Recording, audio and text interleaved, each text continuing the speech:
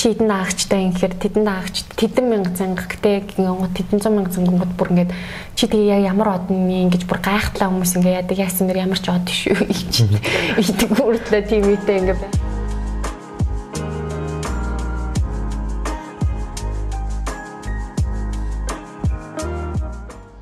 та ямар нэгэн ажил төрлөө эсвэл бизнес эхэлж байх чинь саад бэрхшээл зөндөөл гарч ирсэн баг. Тухайн цаг үедээ бол дааж давшгүй их санагдаж байсан. Харин дараа нь эргээд харахад бол энэ жижигхэн асуудал байсан байдаг. Амжилтанд хүрсэн түүхийг бүгд л ярьдаг. Харин уналтын түүхийг баг хэн ч ярьдаггүй анзаарлаа. Тиймээс айцтайгаа нүүр тулан босож ирсэн болон ирээдүйд гарч болцсошгүй жишээнүүдийг хуваалцахаар шийдлээ. Гэхдээ байзаараа бид нар ер нь яагаад ингэхдээ алдаад бүдрээд байдаг вэ? Уналтаас сургамж авч санаа суй. Намайг Эрдэнэбатар гэдэг Санаа суй подкастын хост байна. За мэдгүй ингээд Санаа суй подкастын ээж нэгэн шинэ дугаар хэлж байна. Хэрвээ та бүхэн энэ удаагийн дугаарыг анхудаа үзэж байгаа Санаа суй подкаст бол дандаа хүмүүсийн туршлага дээр үндэслэн яригддаг. Хүн бүхэл одоо ингээд амжилтын тухай подкаст зөндөө байдаг. Тийм учраас бид бүхэн бараан түүхүй ард нь юу болж яаж унжсэн тэндээс хэрхэн гарч ирсэн яаж санаа суусан эдгээрийг ярьдаг юм подкаст байгаа шүү. За тэгээд өнөөдрийн дугаарт маш сонирхолтой нэгэн цэц ирсэн байна. Энэ бол одоо ерөнхийдөө сүүлийн маш олон кинонд дээр продюсер ажиллаж байгаа ууран ирсэн байна. За баярлалаа. Урьдлыг хүлээн авч ирсэнд их баярлалаа. За баярлалаа. Бас маш сонирхолтой подкастт орох жоод баяртай. Ер нь их цаг завгүй явж байгаа сургуулсан гадагшд шавах гэдэг цаг гаргаж ирсэн их баярлалаа. Ер нь бол хүмүүс бол киноны продюсер гэхээр яг юу юм гэдэг ойлгодог байхгүй юу? Хамгийн ихний асуудал маш ойлгомжтой. Энэ продюсер гэж яг ямар хүн бэ? Юу гэдгийг хүмүүс мэдүүлмээр байна л та. Тэгэл продюсер за кино продюсер гэж хэлээ л да. Тэгээ кино продюсер бол ер нь бол ингээд яг тухайн одоо киноны зохиолч хиймээр киноныхаа санааг хамгийн түрүүнд пич хийдэг хүн. Одоо пич хийхээр манай хамт мэдэн шүү дээ. Ингээд би юм кино хиймээрээ, яагаад юм кино хиймээр байгаа гэдэг шалтгаанаа явахаар илүү үзэгч талаасаа төсөөлж ургуулсан бодоод энэ төслийг бол энэ зохиолоор одоо энэ санаагаар яг зохиолчгийн зөв юм яг одоо их зөв юм байна. Эсвэл одоо хийхгүй махад хизээ их үү гэдэг ч юм уу те. Тэр шийдвэрийг гаргадаг. Тэгээд хамгийн гол нь одоо бүтээлч одоо креатив талд нас маш их уран бүтээлчтэй хамтарч ажилладаг ийм л хүн байдаг. Тэгээ яг амьдралаар гараад ирэхээр одоо биш өөрийнхөө ажлыг бас ингээд яг би тийм хийдэг ийм хийдэг гэхээр нөгөө нэг манайхны хэлдгээр нөгөө тугч өрн туулж хариулна гэдэг шиг ер нь бол ингээд кинотой холбоотой янз бүрийн л одоо хэсэг дээр ажилладаг. Яг одоо бол Монгол кино театруудад гарч байгаа. Нэлээд удаагүй байгаа. Тэгэхээр Монгол киноны маркетинг дээр одоо хамтарч ингэж ажиллаж байгаа. Ер нь хамгийн бага оролцдог хэсэг нь болохоор яг продакшны үед бол бага одоо нэгэнт найруулагч маань өөрөө ингээд завиа удирдаа залууртад явж байгаа үед бол угаасаа нэг завь чинь нэг л залуурч байхгүй болохгүй шүү дээ. Тийм болохоор ер нь бол ингээд найруулагч өөрөө яг продакшнаар илүү төлхөө ордог. Тэгээд продюсер юм бол яг одоо хөгжүүлэлт болоод киноны яг постн дээр илүү ажилдаг. Тийм л хүн гэж хэллээ да. Тэгээ өмнө нь бол яг ер нь бол ингээ би ч гэсэн анх 7 жилийн өмнө кино продюсер орж ирэхдээ илүү жоохон бизнеслэг нь буюу одоо тухайн кино хийхтэй холбоотой хөрөнгөний яаж босгох ч гэдэг юм уу те тэр бизнес модель талаас нь харах. Тэгээд яаж бас одоо дотоод болоод гадаадын зах зээл рүү яаж гарахгүй, яаж фестивалууд руу оролцуулдаг юм байна ч гэдэг юм уу тэр ажлыг хийдэг хүмүүсийг л эсвэл одоо бүр тэр ихтгэл зүгээр ямар нэг юм өгсөн одоо тухайн кинонд ямар нэгэн зүйл оруулсан мөнгөн болон мөнгөн бус те тийм хүмүүсийг ч гэсэн ингээд ерөнхий утгаараа продюсер гэж ойлгодог байсан бол яагаад ингээд гадны кинонуудыг харахад ч одоо Монгол кино гिचтэй харахад ингээд яг продюсер гүйцэтгэх продюсер те шоуман лайн продюсер энэ төргээл янз бүрийн продюсеруудын тайтлууд шүү дээ кредитүүд тэд нар хүртэл ингээд тусдаагаа нь өөрөө бас онцлогтой яг кинон дээр бол нэг өөр утгатай телевиз дээр болоод ирэхээр арай өөр утгатай болоод явчихд юм лээ. Зөв хөгжимдөр ч гэсэн дахиад салчдаг болохоор. Тий, яг үнэ. Продюсер бол одоо сая хэллээ л да маш олон салдаг те шугам гэлээ. Тэр болгоноор өөр болдог. Тэгэхээр яг Монголд болохоор продюсер гэхээр нөгөө мөнгөний олдог хөнгөө ойлголт байдаг. Энэ жоохон буруу ойлголт мөн үү? Мөн шүү дээ. Ер нь мөн шүү дээ. Ер нь бол мөнгө ололцоод байгаа продюсерыг бол гүйцэтгэх продюсер гэдэг. Тэгж нэрлэдэг executive producer гэдэг тайтлыг олгодог. Гэтэл executive producer нь өөрөө телевизийн прожект дээр болоод ирэхээр хамгийн том продюсер нь олоо явчихдаг. Одоо яг одоо юу гэнтэй ингээд нөгөө ер нь киноны продюсер кино талдаа ярахаар продюсер гэдэг хүн болоод ирэхээр ерөөсөө тухайн төслийг эхлүүлээд бүр дуусла одоо тэр төсөл зах зээл дээр хэр хугацааны насжилттай тэр бүхэл одоо үр дүнг хариуцж ажиллаж байгаа хүн маа итгээд хувь хүнтэй субъект гэх юм уу? Зөв. Яг дахин продюсер гэж асуугаад байгаа монголчууд нэгт буруу ойлголттой. Хоёрт нь болохоор яг энэ талыг бэлддэг ямар нэгэн байдг болохоор хүн өөрсдөө гадаг те тэгэхээр өөрөөр буруу ойлгоод ажил бүтээх гэж яваад идэг юм шиг байгаа. Тэрийг л залруулж ирсэн. За ерөнхийдөө продюсер бол ийм байна. За тэгээд одоо бол жоохон манай подкаст бол хувийн тал руу орох гэж байна. Ер нь яаж ингэж энэ чиглэл рүү ороо явчих вэ? Анх яаж эхлэв? Хамгийн анхны юм дээр яаж ажиллав? Ер нь бол одоо миний яг одоохондоо ажиллаж байгаа энэ сүүлийн 7 жил ажиллаж байгаа уран бүтээлч бол нэг л уран бүтээлж байгаа. Жижигч амар сайхан бит хоёр гэр бүлийн хүмүүс. Тэгээд би өөрөө миний мэрэгжил өөрөө санхүүгийн мэрэгжилтэй хүн байж байгаа. Анх 2015 онд Амрата хамт нэг тийм Лос Анжелест болдог. Тийм Азийн кино фестивалд оролцож явж байгаа. Тэгээ надад тэр маш сонирхолтой санагдсан байхгүй. Хүмүүс яг бодохдоо ингээд кино фестивал гэдэг бол гоё киногаа тийм танилцуулаад гаргаад ямар нэгэн уралдаанд хэсэгт юм уу эсвэл уралдаанд бус хэсэгт нь оролцоод гэдэг бол яг очиод ингээ үзэхээр маш олон тухайн салбарын уран бүтээлчдэд зориулсан тийм сургалтууд, панел одоо дискшнууд одоо маш их тийм хэлцүүлгүүд ингээ мэрэгжлийн хэлцүүлгүүд явдаг. Тэгээ тэр донд болоод ирэхээр одоо шинэ Монголд бол угаасаа тийм студио харахандаа байхгүй байгаа. Бид нарт одоо студио зарчмаа тэр Холливуудын, Болливуудын одоо эсвэл Пайнвуудын ч юм уу те Английн болоод Испани ч юм уу яг тэр студи бол бидэрт байхгүй. 90 оноос хойш болоод ирэхээр үндсэндээ уран бүтээлчид одоо дандаа инди буюу би даасан юм уран бүтээлчд ингээд явж байгаа. Тийм учраас ялгаагүй Америкт ч гэсэн инди уран бүтээлчтэй. Одоо бол ингээд хүн болгон бараг шахав ер нь кино сонирхдаг, кино сайн үздэг синефайлуудад бүгд мэддэг болсон A24 гэл одоо тийм алдартай distribution болоод production producing компани шүү дээ. Тэр компани гэхэд яг Америкийн инди кинонуудыг аяг гаргаж ирж байгаа студио зарчмаас арай өөр ажиллаж байгаа тий. Тэгэхээр яг тэр үед одоо анх тэр фестивал Asian World Film Festival гэдэг тэнд яг оролцоод болоод болохоор яг инди киночууд одоо олон улсын зах зээл дээрээс хөрөнгөө яг яаж босгодог юм бэ? Яаж одоо хамтарсан co-production-ыг хэрэгжүүлдэг юм бэ гэх мэтлэн тийм сэдвийн хүрээнд ярьж исэн. Тэгээ тэр нь надад маш сонирхолтой санагдаад тэгээд би яг амраад болоод ирэхээр санал тавьжсэн байхгүй. Ер нь ингээд хоёулаа хамтарч ажиллавал ямар вэ те. Надад бас яг энэ хэсэг маш их сонирхолтой санагдлаа. Тэгээд угаасаа л бид нар чинь ерөөсөө монголчууд бидний ярьдаг нэг асуудал чинь болохоор аюу жижигхэн зах зээлтэй гэж бид өөрсдөө ярьдаг шүү дээ. Тэгэхээр яаж цаашдаа гадны зах зээл рүү гарах вэ гэдэг талаасаа ажил хувь хүн талд минь бас аюу сонирхолтой надад санагдлаа гэдэг утгаараа бид хоёр ер нь бол ажиллаж ихсэн 15 оноос хойш. Тэгээд 16 онд бол яг цэвэр ихтгэлгээд цэвэр локал одоо яг цэвэр дотоодын уран бүтээлчтэй ер нь дотоодын зах зээлд одоо туршлага хуримтлуулах зорилгоор хүмүүстээ ер нь бол кино хийжсэн. Тэр кино маань бас дотооддоо сайхан шагналууд авсан, гадны бас ганц хоёр фестивалууд дээр явсан. Тэгээд ер нь бол киночдын ер нь продюсер байхын одоо найруулагч байхын ер нь киноч молё гэж бодвол хийх л ёстой.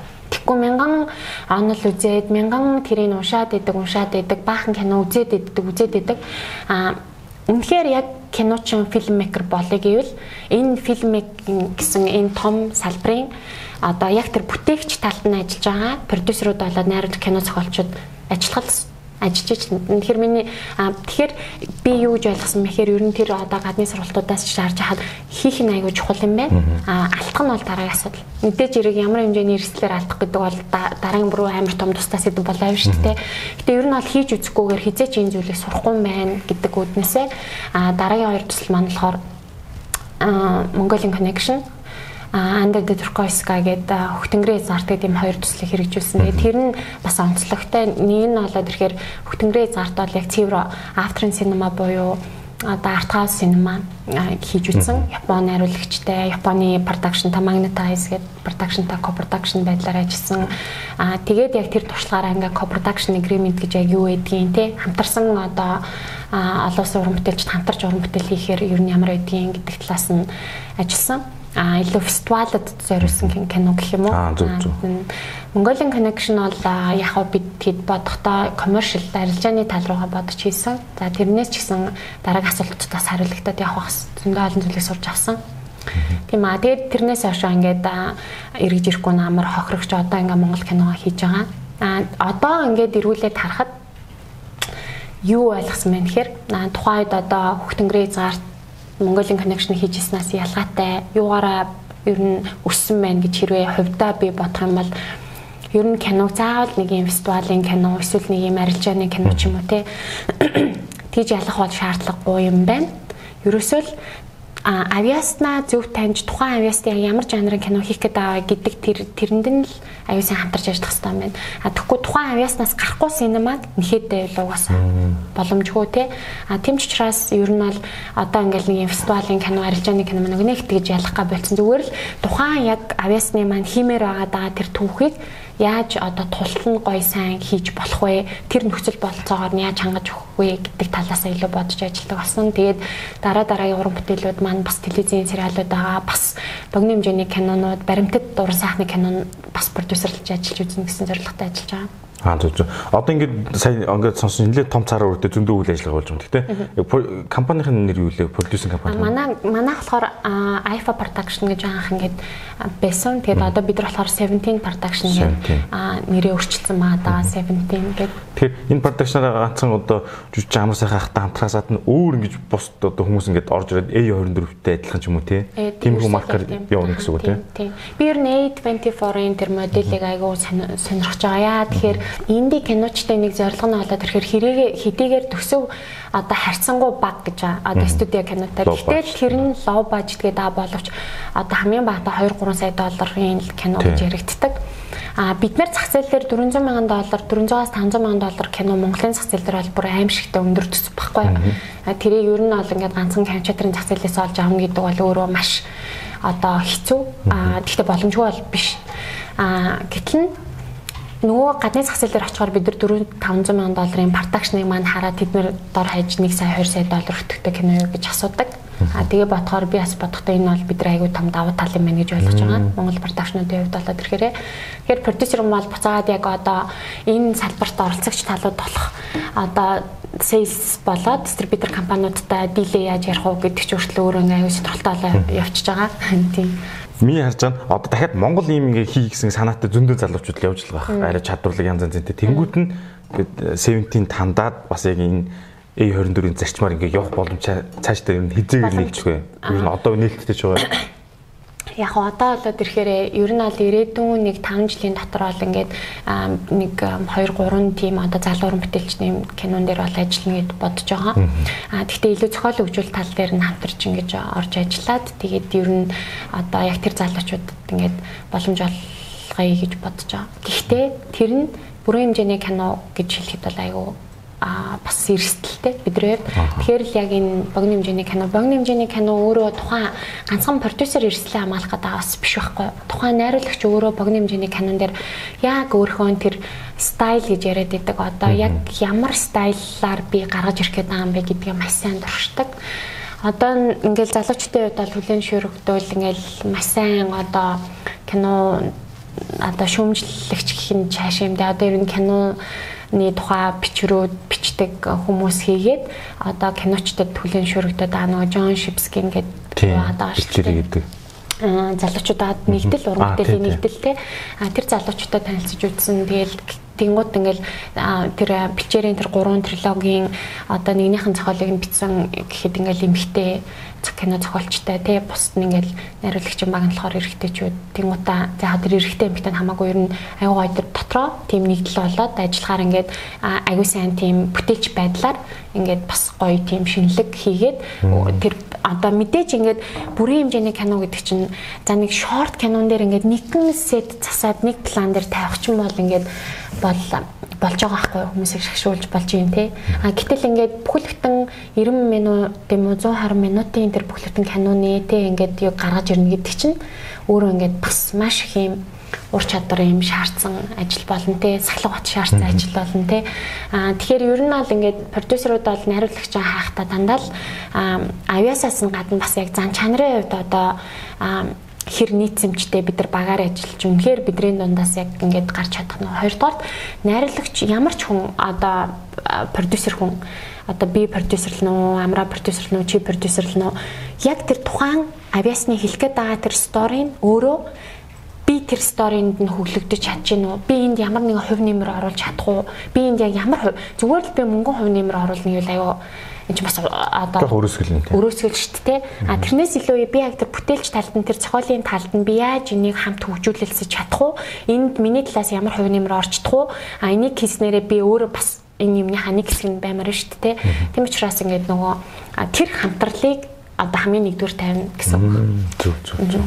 Маш гоё ажиллаж байгаа юм. Тэгэхээр өөр залуучууд гэсэн гоё одоо продюсерийн талдаа ингээд гоё хамтраад явах гоё юм байна гэж харж байлаа. За дээр нь гол нь тэр нөгөө багийг хардаг гэж штэ тий. Бас чинь цаашаа явах уу амжилттай явах уу гэдгийг харж байгаа. Хамгийн гоё миний гоё санагдсан юм юу гэхээр ихэнх том найруулагчид одоо барууны бүх улсыг дандаа богино хэмжээний кино гэдэг тэр нь амжилттай ч юм уу болохоор гэвэл тэрийг дараа нь дэлгэрүүлж том кино болгодог тий. Ерөөсөө тэр туршлагын сая манай энэ дулмаа гэд би бүтэн нэрийг нь цэжлэг байна. Дулмаа гэд тооцоор.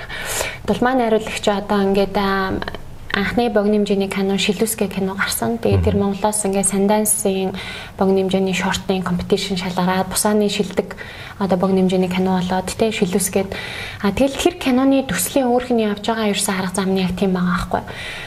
Ер нь гадны том одоо фестивалууд хажуудаа дандаа юм одоо хаб болон лабууд байдаг. Тэрний үеийн хаб нь болохоор илүү найруулагч болоод зохиолчийг одоо хөгжүүлсэн. Өөрөө ямар нэгэн одоо тритменттэй гэж ярьдаг ш бүтэн скрипт нь дуусаагүй байсан ч хамаагүй яг үйл явдлын дарааллыг гаргацсан, синопсисоо гаргацсан, логлайнаа гаргах.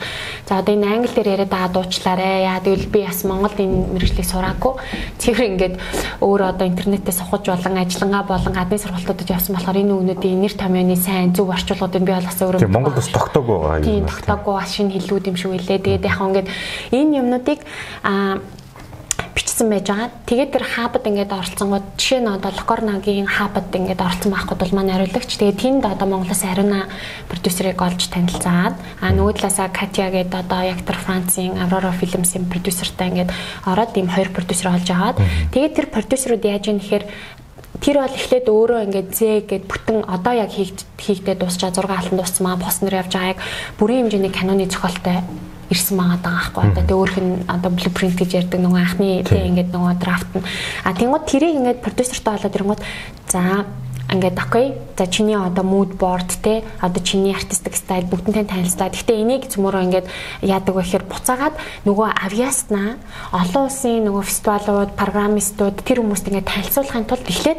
цөмөрөө шорт хийчихье тэр шортн дээр чи өөрхөн одоо яг вижнийг ингээд одоо яг ямар байдлаар чи тэр киногаа чиний кино одоо чиний найруулга яг ямар онцлогтой ах юм те гэдгээ чи ингээд тусгаад өгчгөө. Тэгээд ингээд шилүүсэг хийсэн шилүүс маш сайн амжилттай авч энэ чинь ингээд нөгөө бүрийн хэмжээний кинороо ойртох тэр алхмуудаа хийж байгаа байхгүй. Тэ. Тэгээд дараа нь 9-р сарын цас кино хийсэн. 9-р сарын цас Монголын ер нь дулмаа найруулагч өөрхний явж байгаа арга замаас бол ингээд залуу уран бүтээлчд маань маш сайн ингэж одоо бас суралцуул гэж бодож байгаа. Яа гэх юм бол 9-р сарын цас өөрөө Венецийн одоо шилдэг богино хэмжээний кино болсон. Би буруу яриаг бол их тийм санджин Торонтогийн буруу ярьж Венецийн яг гарслан авсан. Тэгээд Торонтогийн бас яг шилдэг богино хэмжээний кино болсон. Энэ жилийн 2022 оны. Би сонсоогүй юм. 9-р сарын цас гэдэг. Тэгээд тэр киног таад маань үзээрэй. Тэгээд тэр нь яг л бидний хийх гэдэг нөгөө яг л одоо нөгөө нэг бидний одоо хүмүүс Монголын нийгэмд болж байгаа амьдарч байгаа нэг хөрхөн хүмүүсийн тухай, залуучдын тухай, дөрүүдийн тухай тийм юм үйл явдал зөрчил ингээ явж байгаа. Тэгээд одоо яасан бэ гэхээр зээгээ хийж байгаа. Би бол энэ киног маш өндөр хүлээлттэй байгаа. Бас ингээд тухайн найруулагчийн одоо бас ингээд өмнөх одоо тэр хоёр богино хэмжээний кинонд шингээсэн тэр зүйлээрээ тэр чинь буцаагаад яг кино 6 алтын талбай дээр очиод тэр багийг бүгд нь хийгээд яг ингээд юу гэдэг чинь бас амар тийм сандармаар штэ. Яг анхны киногоо найруулж байгааны хувьд бол тэг ялангуяа сетэн дээр өмнө нь байгаагүй бол бүр илүү одоо эн чинь сандрахад тэрийг ч гэсэн одоо богино хэмжээний кинонууд дээр эн чинь айгуу гоё тийм туршлага болж байгаа байхгүй тэр одоо уран бүтээлч өөрөө бас бэлтгэж гэсэн үг шүү дээ сетэн дээрээ бэлтгэгдээ тэгээ дахиад пост продакшн дээрээ өнгөн дээрээ дуун дээрээ эвлүүлгэн дээрээ ч гэдэг юм уу чинь ингээд энэ болгонд найруулагч айгу мундаг болж байгаа хгүй. Тэгээд ирэхэд буцаагаад олон улсын хамтарсан кино төсөл дээр санхүүжил босгаар хэлбэрэн ч гэсэн дотоодын кино босголтоос жоохон ялгаатай байдаг. Тэгэхээр тэр хөрөнгө босголтын дээр ч гэсэн айгу дэмтэй. Яа тэгвэл тухайн найруулагчийн маань уран бүтээл нь өөрөө ийм амжилтуудыг богино хэмжээний кинонууд ингээд үзүүлж исэн гэдгийг буцаагаад санхүүжилт олох гэдэг айгүй бас ингээд CV зарч учраас yes нэмэх маш том нэмхүүд болж орж ирж байна гэсэн үг. Таны ярианаас би сая ийм ойлголоо. Одоо ингээд продюсертэй зөв шат дамжлагаар явах нь айгүй чухал юм байна. Тэгэд би зүгээр ингэж бодлоо та. Одоо чинь би ингээд нэг жижигхэн шортуудын зохиол байна, янз бүрийн юм тэрийг ингээд хийгээд YouTube дээрээ тавьчих гэж бодож байсан. Тэгэхээр тэр бас тийм сайнгүй юм биш. Эхлээд ингээд зөв замдаа орох хэрэгтэй юм биш үү? Яг ингэж явал анханаас аль чиглэлээр явж байгаа тодорхойлоо. Тийм. Ер нь бол яг гэхдээ юм шүү дээ. Одоо шин за нэг жишээ нь ер нь бүх зам зөв байхгүй.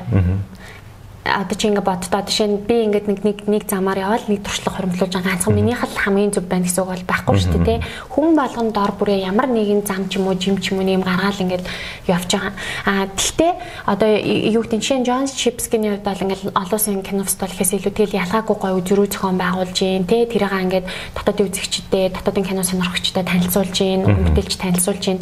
Тэгээ тэр нь ингээд одоо юу гэдэг тий сайн үнэлэгдээд ирэнгуут дараагийн маж гэсэн цаашаа эхлүүлээд аль нь ч байсан болно гэж аахгүй. Ер нь бол аль нь ч байсан болно.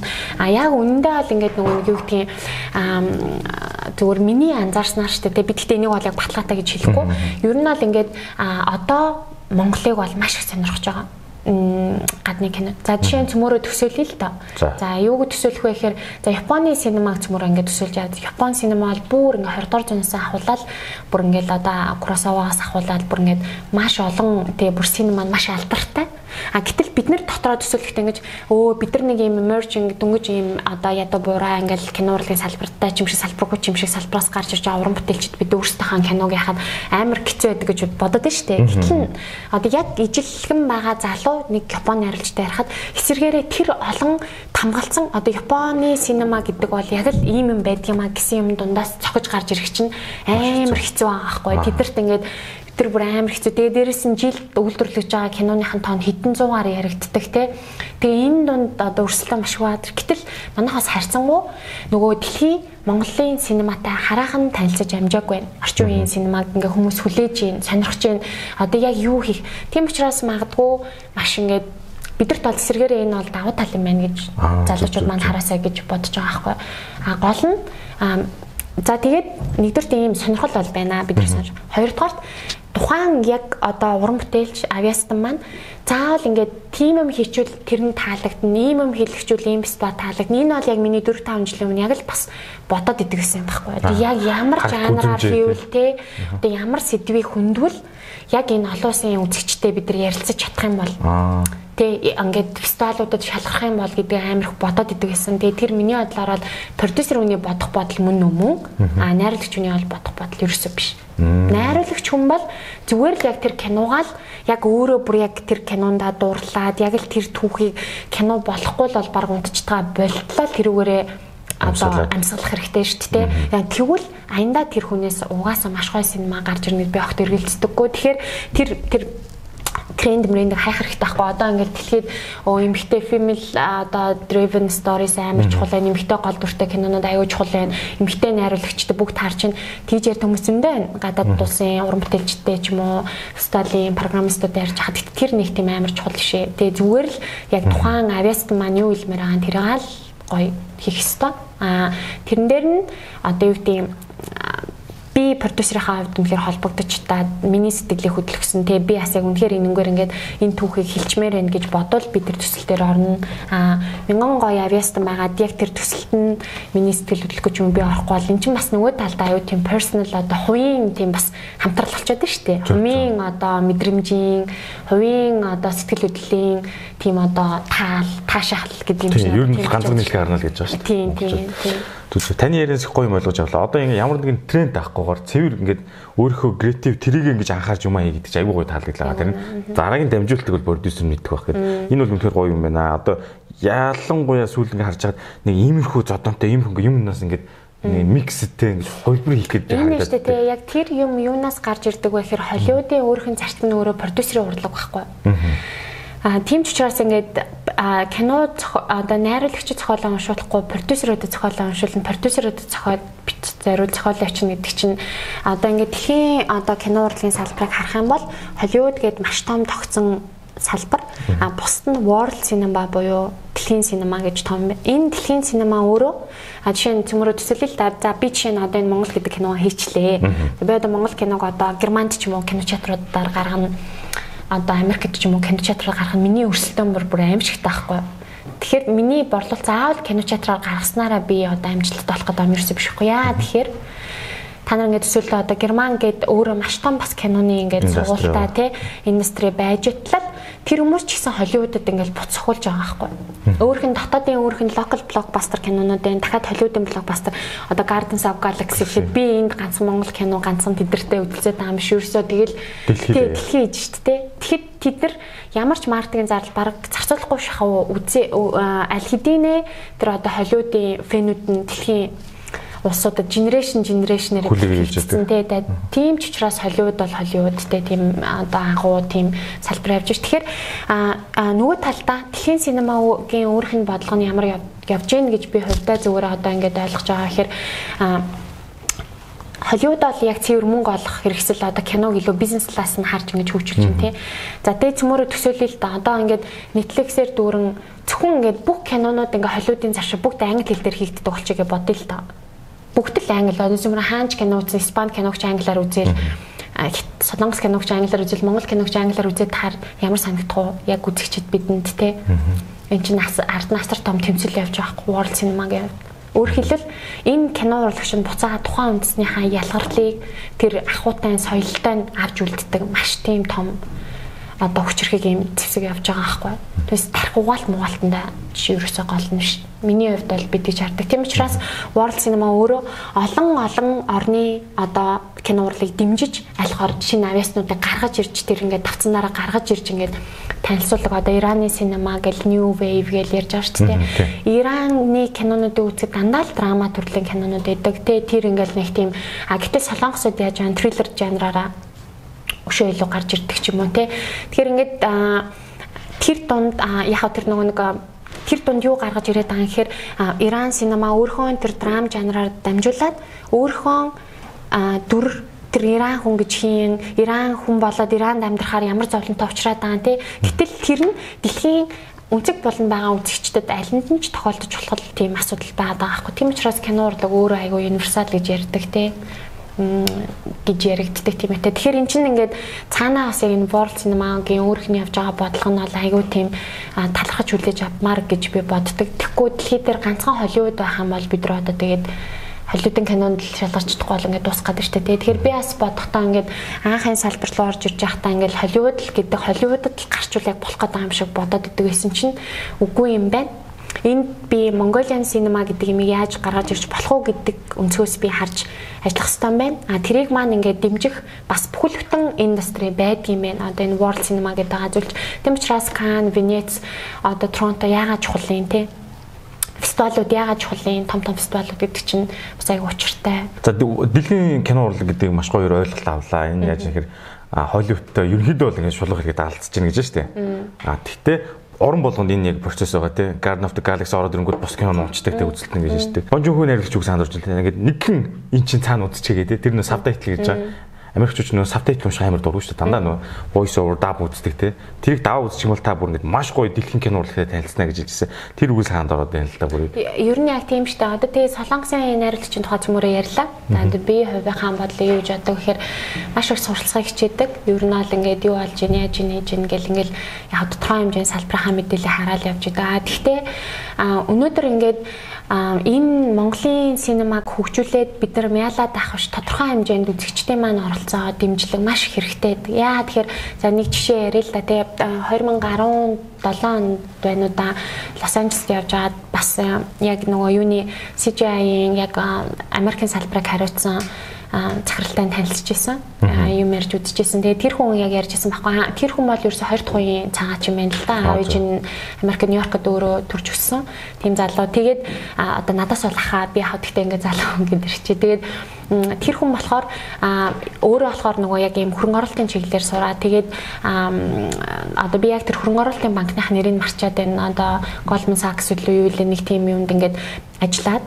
Тэгээд тэр видео олсон байгаа 2000 оны ихээр нөгөө нэг CGI болохоор яасан мэхээр Lionsgate-ийн бүх одоо тайтлууд ихэр маахан ойлгоо шүү дээ. Бүх кинонууд гэсэн үг байхгүй. Одоо яг тухайн тэр санд байгаа Lionsgate-ийн продюсерлсэн, дистрибьюторсэн, үйлдвэрлэсэн тий одоо тэр бүх кинонуудыг ингээд сангийн аваад тэгээ солонгостоо ингээд нөгөө дистрибьют хийсэн маа даахгүй одоо борлуулаад.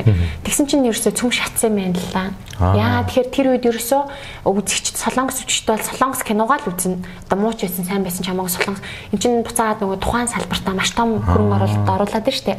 Тэгээд яасан бэ гэхээр тэр нэг юм due diligence гэж ярьдаг шүү дээ. Одоо ингээд нөгөө гэрээний дагуу одоо ингээд тэр ингээ муу болсон тэр юм дээр одоо хоёр талаасаа юм юунд одоо зөрчилд ороод тэгээд тэрийгээ ингээд янгууд манай хүн болохоор яг тэр Lionsgate-ийг хариуцсан тий одоо талд нь ажилласан хүн юм байна одоо эрслийн шинжээч ирчүүлээ тий тэгээд ингээд Солонгост очиод ингээд CGI дээр ажилласан юм байна. Тэгсэн чинь яг ингээд Солонгос хүн тийж ярьсан гэж байгаа аахгүй тэр чи ингээ манай талд ороод ажиллачаач бидний талд ороод ингээ ажиллачаач те бид нар бол ингээд Холливуд төрөлх хэмжээний юм том одоо бид нар ингээ цаашдаа ингээ хөгжмөр байна бид нар ингээ соёлоороо байлдан агуулмаар байна бид нар ингээ киногаараа те ингээд ямар K-pop-ороо бид нар ингээ байлдан агуулмаар байна ингээд тэгээд тэр хүн ингээд тэр саналыг зөвшөөрөөд хүүхдүүд нь тэр үед бага насны маш нялх байсан гэсэн тэгээд Солонгост очиод CGI хөрөнгө оруулалт хариуцсан захирлаар дэд ерөнхийлөгчөөр ч илүү ингээд 5-6 жил ажиллаад тэгээд 2005-6 оны үед хүүхдүүд нь сургуульд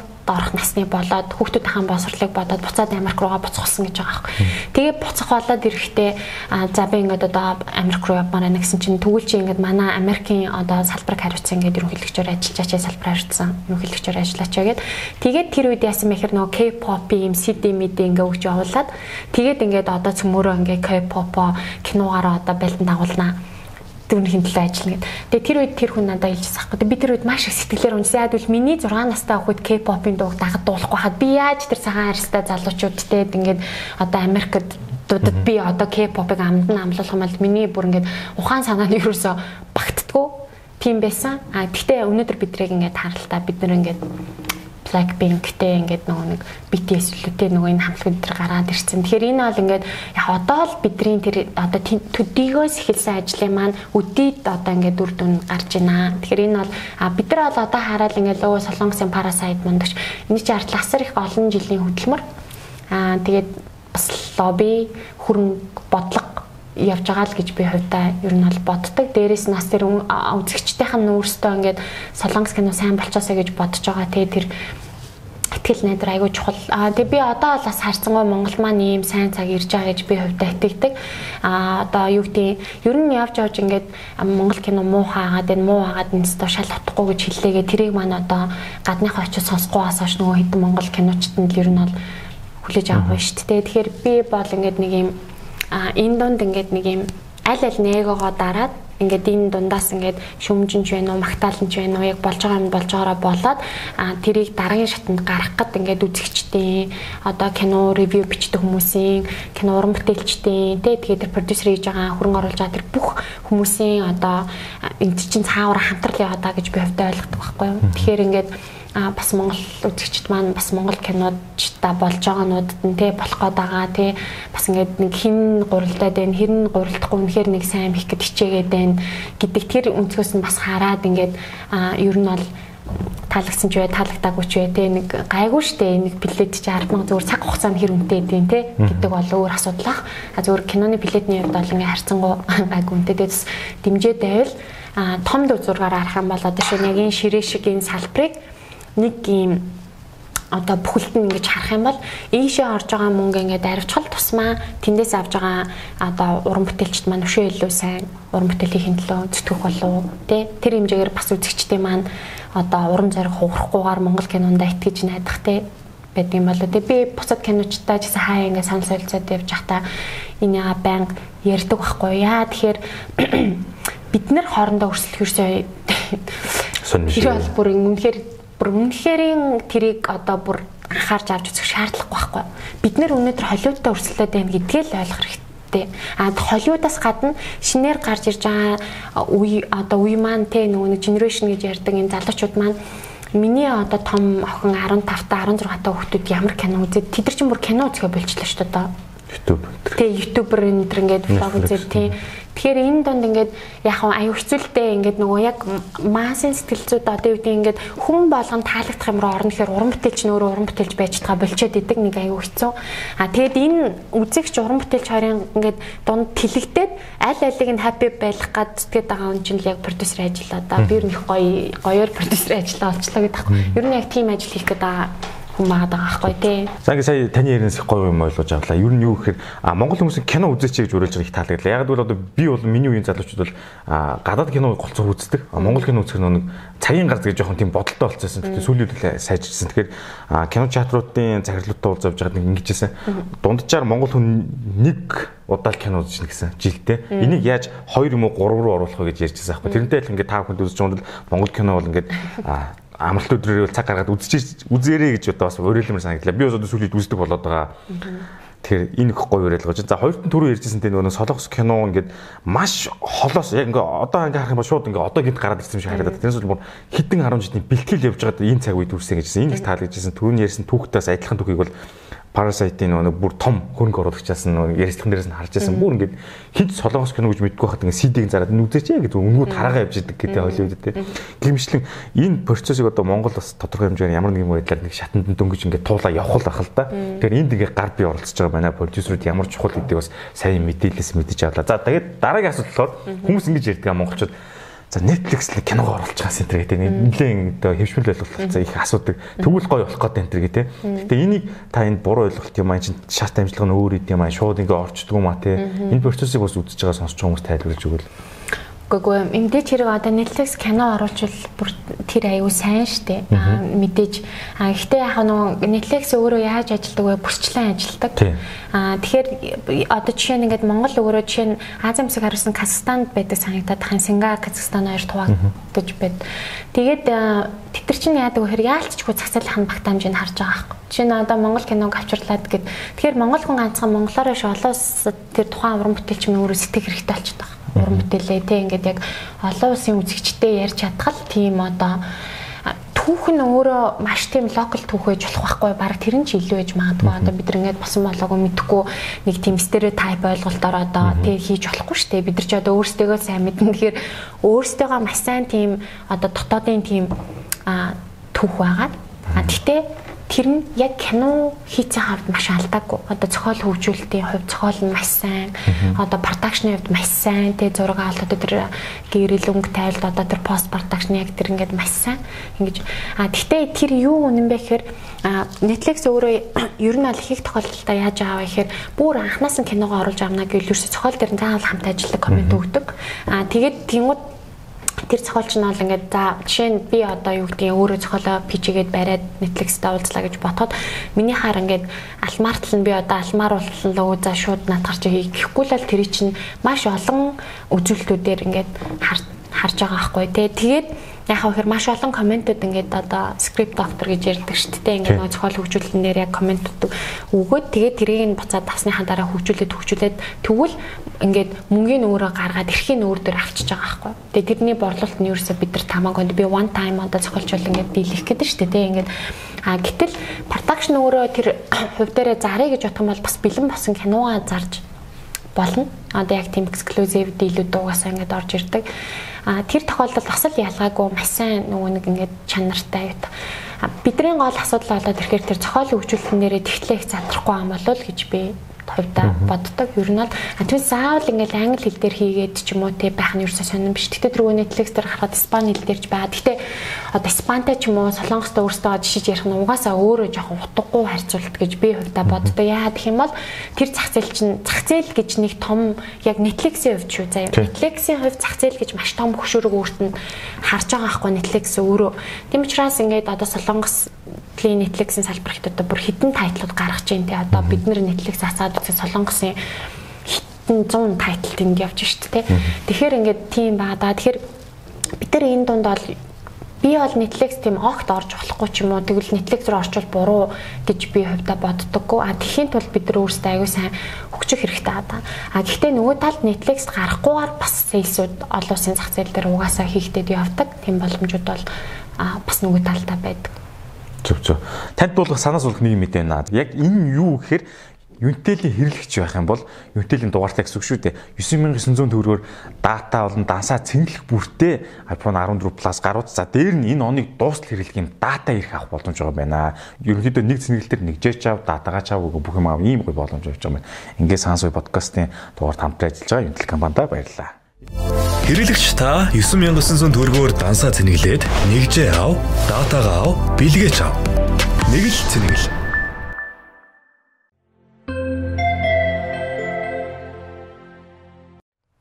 Зөв. За ер нь товчор бол гоё хариуллаа.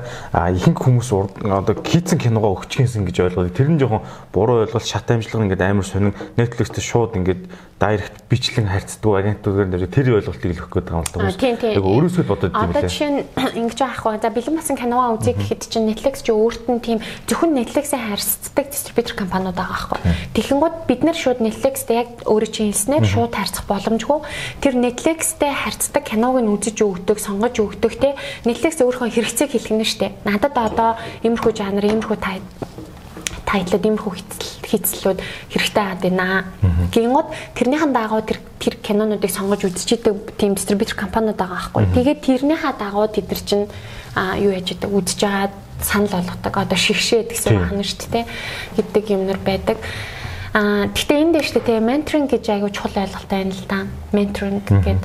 За жишээ нь түрүү жил Канны маркетад оролцож зүгээр ингээд туршлага хөрвүүлэх хууднаас оролцож үзсэн. Тэгээ тэрийг ингээ харж байхад ер нь бол ингээд ер нь Солонгосын орчин цагийн синема Француудаар маш их менторинг хийсэн. За ямар ч байсан Олбогийн найруулагч сүүл тэр Handmaiden гээд бас ингээд Канны компетишн шалгарч исэн кино чи үзчихсэн мэт тий. За жишээ нь төмөр тэр Handmaiden кино Солонгосын нөгөө хийдэг триллер кинонуудаас шал өөр байгаа шүү дээ. За ер нь бол тэр кинонд алдартай тийм кинонууд байгаа хийцлээ. Тэнгүүд тэр хийцлэл өөрөө одоо цөмөр ингээд төсөөлөнгөт ингээд ер нь бол Европ үзэгчдийн сэтгэлгээ өөрөө маш complicated юм дуртай. Одоо юм ороцолцсон эдрэтэй тий одоо бидний нэг энгийн ойлголдог инээдэг тэр сэтгэл хөдлөлч юм бол тэр хүмүүсийг бол ерөөсөө нийлэхгүй ойлгохгүй байгаа. Одоо хитрхи энгийн хитрхи хүүхдийн чимшиг тий тэр хүмүүс ч өөрсдөө ингээд нөгөө айгүй олон юм эргцүүлж боддог те тэр сэтгэлгээ нь өөрөө тийм болоод ирэхээр тэдрийг айгүй тийм ботуулахыг шаардсан тийм киногаа илүү их ингээд таашаалтаар үздэг. Тэгэнгүүт одоо Handmaiden гэдэг кино бол яг ингээд нөгөө бусад солонгос кинонуудыг одоо шал өөр хийцтэйгээр те триллер жанр юм шиг мөртлөө шал өөрөөр гарч ирж байгаа. Вау гэсэн тийм онцгой шиг тэгээд нөгөө эффект нь өөрөө маш тийм шокинг айгу тийм шокны яагаад аахгүй ийм юм гарах байсан юм уу гэд бүр ингээд төсөөлөөгүй юм ингээд гаргаж ирж байгаа аахгүй би бол Пакчунгын найруулагчиг болоод ирэхээр өөрөө хийцэл нь ол бойс ахуулаад дандаа л тийм хийцэл идэв учраас тэр маш гоё ингээд болж байгаа аахгүй. Гэтэ би тэр нь тодорхой хэмжээнд бас ингээд одоо өөр хин тэр үдч чардаг тэр кинонууд донд бол бас тийм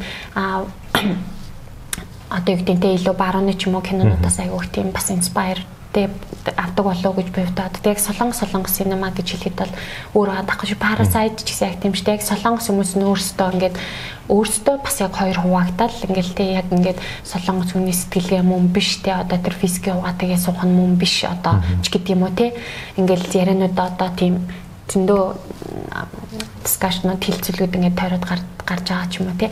Тэгэхээр тэрийг ингээд бодохоор угаасаа тэр хүмүүс чинь ганцхан солонгос хүний сэтгэлгээнээс гадна угаасаа барууны үзэгчдийн сэтгэлгээнд бас тодорхой хэмжээнд ойртсон тийм уран бүтээлчтэй болов гэж хараад байгаа. Тийм учраас яг кинон ч гэсэн өөрөө тийм дэлхийн үзэгчтэй яриад байна. Гэхдээ сонгож авсан түүх нь яг дотоодынх нь л түүх байгаа шүү дээ. Түүнээс ингээд гадаад одоо хүмүүстэй холж хийгээгүй шүү дээ. Тийм. Яг л солонгос түүхээр гаргаж ирж байгаа. Гоё ойлголт авлаа.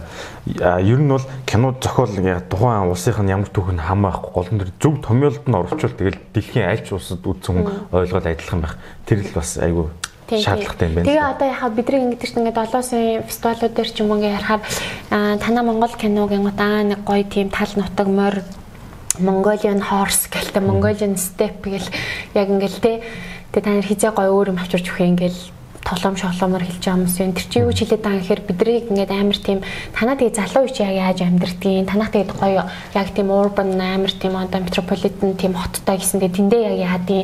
Ер нь бол Монголын тухай ямар төсөөл ахгүй. Одоо бид нар жишээ нь яг ийм оффист ингээд суугаад ажилладаг гэдэг ер нь ихэнх гадны үзэгчтэй төсөөлд бол баг байхгүй шахах болох гэдэг шүү дээ тий. Яг нөгөө National Geographic ч юм уу нөгөө нэг яг нэг баримтат кинонууд те яг бидний хамгийн exotic юм тиймүүд өвөр Монгол кинодаа уургаа гэдэг кино энэ өвөр Монгол очиод ингээ хийцэн тэрийг жишээ нь Монгол кино гэж бодож ин зуд гэдэг киногийн гут яг Монголын зуудын тухай герман найруулагчтай ч илүү бэлэг найруулагч яг одоо тийчгээд тахгүй жишээ нь би яг хувь уран бүтээлч байгаа хувьд миний одоо амбиц одоо миний шаар ч юм уу те би юун дээр илүү хасдаг вэ гэхээр би Монголын маань түүхийг ямар нэгэн сториг, Монголын амьдралыг, Монголын дүрийг гадны уран бүтээлчид нэг юм зүгээр нэг юм ажиглаад хизээч дотроос нь мэдрахгүйгээр зүгээр нэг ажиглаад тэр нь амар экзотик юм а гэж гарч гадагшаа сэл хийхэд би маш дургу. Би тэр тийм битээ байгаасаа гэдэг үднээс Монгол уран бүтээлчид маань өөрсдөө мундаг байгаасаа яг Монгол хүнийхээ дотоод тэр яг одоо тэр дүрийн орчин цаг байна уу, өнгөрсөн байна уу, аль нь ч хамаагүй гэж байхгүй. Яг тэрийг яг Монгол хүн Монголынхаа түүхийг өөрөө өгүүлээсээ тийм мундаг уран бүтээлчид олноороо төрөөсөл гэдэг тийм бодолтой. Зөв сайн point бол айгүй гоо. Тэр нэг Монголоос өөр тал нутаг мориос өөр юу ирэх юм бэ гэдэг бол айгүй тийм дон хэлгсэн асуулт шүү. Тоглоом үрэж. Тэр бас бодвочтой юм байна. За ингээд та бол одоо нэлээд олон гадагшаа авч киностолууд орсон хүмүүстэй уулзсан зөндөл юм байна. Энэ дунд ингээд юм сонин юм кейс стади байна. Ингээд жоохон фейлдсэн, дараа нь сургамжтай болсон. Тэн дээр дараа нь сайжруулж ажилласан ч юм уу тийм сонирхолтой. Яг энэ дээр бол зүгээр одоо яг нэг нөгөө ингээд ярахад бол Mongolian Connection гэдэг төсөл бид нар бас нэлээд амбицтай ингээд хэлжсэн. Тэгээ маш олон гадны уран бүтээлчдийг хөрөнгөн ч гэсэн тухайн үед бас нэлээд өндрөөр бүтээгдэжсэн юм төсөл байгаа. Тэгээ тэрэн дээр болохоор бид нар бодохдоо Монголын зах зээл, Казахстаны зах зээл дээр ингээд secure хийнэ гэж ярьдаг шүү дээ. Одоо Казахстаны зах зээл бол жишээ нь 70 хэдэн кино чадвартай, Монголыг бодох юм бол 7 дахин том зах зээл. Тэгээд гаргаад тэгээд цаашаа Хойд Америкийн зах зээл дээр борлуулъя гэсэн тийм одоо анхны ерөөсөө одоо зорилго нь тийм кино байсан. Тэгээд тийм учраас ингээд гол дурууд нь өөрөө тийм Казахстан, Монгол, Англи гэсэн тийм чир нүдчихсэн юм аа тэр кино. Үзээгөө тий. Үзүүл ер нь миний дараа нь яг ойлгох байх гэж бодож байна. Үзэгч бас байгаа. Үзэгчтэй бас үзээрэй. Univision дээр байгаа яг ингээд энэ чиглэлээр сонирхож байгаа. Тэгээд ингээд яхад ер нь бол яадаг вэ гэхээр хүмүүс олон улсын зах зээл дээр гарна гэдгээ олон улсын уран бүтээлчдийг холино гэж одоо миний тэр үед бодож ирсэн л та. Тэгмэд ингээд яг үндэ айлч одоо зах зээлийн уран бүтээлчдийг бүрэн одоо плисинг гэж ярьдаг шүү дээ. Бүрэн яг таашаалт нь одоо нийцэхгүй болгоо ичж гэн гэсэн үг юм хэлээ. Хоёр талд нь. Тийм. Нэг Казахстан одоо манай кино гэхэд ч одоо ер нь бол продакшны хувьд бол маш сайн. Би зохиолыг ч гэсэн тийм муу гэж бол би ерөөсөө хэлдэггүй. Америк зохиолч бичсэн, Америк найруулагчийн хийсэн кино. Монголд бас одоо хүртэл манай яг Mongolian Connection шиг тийм акшн сценүүд бол байхгүй гэж би бардам гэдэг үг муухайгүй. Юу гэх ер нь бол байхгүй сүүлийн центр Бонд явж байгаа. Дээрэс нь бид нар бас яг энэ Жамгүний гудамж гэдэг дүүлэн Blue Sky-ийн хойдлын зам дээр бас ингээл бодолцуулаад тий тухайн үед ингээл яг акшн кино хэрэг Монголд авчираад хийчихвэл өөрсдийнхээ боломжийн бажетанд яаж хийж болох үедээ бол тулааны найруулагч нь яг одоо бас Холливуд маш том продакшнуудаар ажиллаж байсан. Тим тулааны найруулагчтай хийсэн кино байгаа. Тэгээд тэр кино маань ингээд яг Монгол үзэгчтэй бол бүрэн таашаалт нийцэг яа тэгэхээр гол дүрүүд нь гадны болоо тэг хилэн холигдоод одоо киноны маань бараг 40% англи хэл дээр яригдаад 20% орс дээр яригдаад ингээд тэг үлдсэн монгол хэл дээр яригдаад тахаар ингээд нөгөө үзэж байгаа үзэгчид бол жоохон чаленжин одоо юу гэдэг сорилттой шууд ингээд үйл явдал руу уусаж болохгүй нэг тийм жоохон тухгүй үздэг гэж хэлдэг. Өөр байсан юм шиг байлээ. Тэгээд тэр зүйлийг би дараа нь одоо тухайн үед болоод ирэхээр би яг тухайн төслөө American Film Market гэдэг 11 сард одоо Лос Анжелес болдог тэр маркет дээр бол гадны сейсээ болоод тэгтээ Монголдоо би яг одоо хүссэн үр дүндээ хүрч чадаагүй ч гэлээ гэсэн гадны зах зээл дээр бол харьцангуй сайн явсан. Тэгээд англи хэлтэй учраас англи хэл дээр учраас маш олон одоо хүмүүсийн сонирхолтой баг 10 хэдэн сейлсүүд санал тавиад би тэгээд нэг сонгоод ажиллаад одоо ингэ явж байгаа. Тэгээд хэдийдэн зах зээлүүд дээр гарсан Fox Asia дээр байгаа, HBO-гийн Eastern Europe-ийн дээр байгаа. Тэгээ Хойд Америкийн одоо Osто Netflix-с бусад бүх одоо video on demand одоо платформуд дээр байгаа маа тэр кино. Гэхмэчлэнгээр ер нь бол нэг яг англи хэлтэй байсан учраас бас давуу тал нь болоо. Тэгээд яг түрүүний ярьдаг юм. Монголын чинь яг step гэж батсан чи юу вэ? Бүр ингэж одоо гэр хороолт чи ингэж машинаар хөөцөлчтэй юм сонио объектн дээр ингэж бас болдгийм байж гэдэг юм уу те. Гэхмэчлэнгээр ингээд нөгөө орчин үеийн бас яг тийм ер нь бол нөгөө нэг тийм киночдын одоо ялангуяа энэ Хойд Америкийн уран бүтээлчдийн ярьдаг тийм юмуд байна л да нөгөө action makes money гэх те нөгөө нэг аимшиг кино акшн эдгээр бол ингээд яг уус орон харгалцахгүй ингээд нэг батлагдсан баг теорем шахуу болцсон те ингээд нөгөө зарагддаг. Сайн явдаг. Тийм драм ч юм бол айгуу хэцүүх. зарагдахад яг ийм commercial захидал дээр гараад ирэхэд тэгэхээр AFM ч гэсэн яг манай Mongolian Connection-д яг тохиромжтой зах байсан. Түүнээс Cannes маркет бол биш байхгүй. Cannes бол арай илүү өөр маркет болоо авчдаг. Хэмжлэнгээр бас яг продюсерын өөрийнхөө хийж байгаа төслийн давуу болон сул талыг аль одоо олон улсад гаргалаа ч гэсэн аль маркет дээр яг зөв олж оролцох хэрэгтэй вэ гэдэг ер нь бодох хэрэгтэй. Тэгээд яг миний хувьд бол ингээд аль нар нь л явж үзье гэж үзье. Яг үл яг чиний хэлдгээр ингээд явчвал яг зөв болдгийг шуураа. Тэгээд явчвал яг болох юм шүү гэдэг тийм Монголд тийм продюсерийн сургалтж байдгүй, тийм олон ч гадагшаа киноа зараагүй. Учираас ер нь бол тийм яг зөвлөгөө өгöd ч юм уу туршлагаасаа хуваалцах хүмүүс бол айгүй цөөхөн байсан. Тэгээд ялцчгүй сүүлийн 7 жил бол ингээл цэвэр одоо хувь уран бүтээлч тэмүүлэлээрээ тий ингээд яг одоо ер нь хийж үзчихэж л алдаж онжиж л нэг. Тэгээ би тэгээ Mongolian Connection төсөл бол бүр миний хамгийн одоо энэ 6 киноны хамгийн гоё төсөл гэж би хувьдаа боддог. Яг гэвэл маш их зүйлийг сурсан. Одоо бүр наазах нь ингээ грэн дээрээ найруулагчтай хийж байгаа грэн дээр найруулагчийн кат одоо final cut гэж ярьдаг шүү дээ. Яг эцсийн монтаж одоо яг найруулагчийнхаар ахаа продюсерийнхаар байх уу гэдэг дээрээ хүртэл маш нарийн харах хэрэгтэй юм байна гэдэг мэддэг маш олон хичээлийг сурсан. Өөрийнхөө би хаанч ямар ч их сургуульд орж олоод сураад олж ахгүй тийм гоё төсөл болсон учраас би бол энэ төсөл бол миний хувьд бол яг ингээд бас хэцүү заад сургасан тийм төсөл маш хайртай. Зөв. Ер нь ингээд сая ярианаас мотор ингээд гэрээний заалт хүртэл их чухал байна шүү дээ. Нэг жижигхэн деталь төр хүртэл те дараа нь тэр нүүжүүлээ. За энэ продюсерийн талаар бол ингээд тодорхой хэмжээнд туулаад одоо баг минийхэр бол мөс хаглаад явж байгаа гэж харах гэдэг шүү дээ. Бас олон хүн байхгүй учраас тэгэхээр нэг дараагийн залуучууд хийх гэж хүмүүс ингээд санаа авах юм бол бас юм асууж болох үс хэмжээний ингээд бас тодорхой хэмжээнд явцсан байна гэж хараад байна. Тэгэхээр бусдад бас тодорхой хэмжээ ингэдэж шүү, тэгдэж шүү, ийм гардаж шүү гэж хэлэх үс болж байна. Тийм одоо мөс хаглаад гэж хэлж байгаа дээр яг дараахан загнуул ингээл одоо югдэнтэй дугаа ажиллахаар яг үндэ бол бас яг тийм тодорхой хэмжээнд бол мөс хаглалцаад явж байгаа юм уу одоо ганцаараа нэг хаглаад байгаа юм шиг. Тэгээ ер нь бол Монголд бас харьцангуй продюсингийн гоё компаниуд маань байна тий. Одоо ICT чиглэлийн бүхэл компаниуд угаасаа бизнес модель нь контент болчлоо, кино болчлоо. Тэд нар одоо дата зархаа болсон байна тий. Тийм ч учраас өнөөдрийн чиний подкаст ч гэдэг юм уу янз бүрийн одоо контентууд ингээд бидрийг байж байна. Энэ дунд жинхэнэ фильм мейкер, жинхэнэ синема хийгээд явж зорих уран бүтээлчид бас олноороо төрөөсэй гэж би хувьдаа боддог. Тэгээд яг ингээд одоо миний хамтарч ажиллаж бүхэл байгууллагууд нөгөө талд болохоор нөгөө манай хідэн ICT-ийн продюсинг компаниуд байдаг. Тэр хүмүүсийг ч гэсэн чи бас дараа нь ингээд бас оруулал бас миний ажиллагаас арай өөр өнцгөөс бас юм ярих бах. Тэгээд үл би бол жишээ нь хувьдаа тийм олон төсөлгүй ингээд яг л бүх шат дээр нь ордог учраас цаг хугацааны хувьд бол угаасаа амжихгүй болчиход идэг. Гэтэл одоо тэр продюсинг компаниуд бол ингээд одоо санхүүжилтийн тодорхой хэмжээний фандтай. Тэгээд маш олон төслүүдийг, маш олон контентуудыг гаргаж байгаа. Тэгээд тэр хүмүүс маань бас яривал бас сонирхолтой өнцгөөс ярих болоо гэж бодож байна. За ерөнхийдөө продюсингийн талаар хэдүүлээ нэлээд гоё ойлголттой боллоо. Ингээд үглэл бас хүмүүс их сонирхож асууж асуултын нэг нь болохоор Оскарт нөгөө нэг дэвших биш зүгээр сабмит хийх процессыг бас нэг жоохон ойлголттой үг гэж бодлого байна. Хүмүүс буруу ойлгоод хэвлэл мэдээлэл ингээ айгүй буруу өчтдөг. Нэр дэвшсэн гэж үчдэг тэг жишээ. Эний ялгааг ер нь бол Оскар юм бэлээ. Одоо Монгол бол ингээд 2000 өнгөрсөн оны 7 сард ингээ кино урлагийн зөвлөлтөй болсон. Өнгөрсөн оны 1 сараас хавлаад кино урлагийг дэмжих тухай хууль батлагдсан. Тэгэхээр 22 оны одоо тэг ингээд юу болсон? Хуультай болсон бид нар тэг хуулиа дагаад бид нэр ингээд хуулийг хэрэгжүүлэх одоо хууль гэдэг маань өөрөө бодлогын баримтч болчихж байгаа байхгүй. Тэнгууд тэр бодлогын баримт бичгийг яг амьдрал дээр хэрэгжүүлээд одоо хэрэгжүүлэх нь болохоор кино урлагийн зөвлөл бүх улсуудад ийм National Film Council гэж байдаг.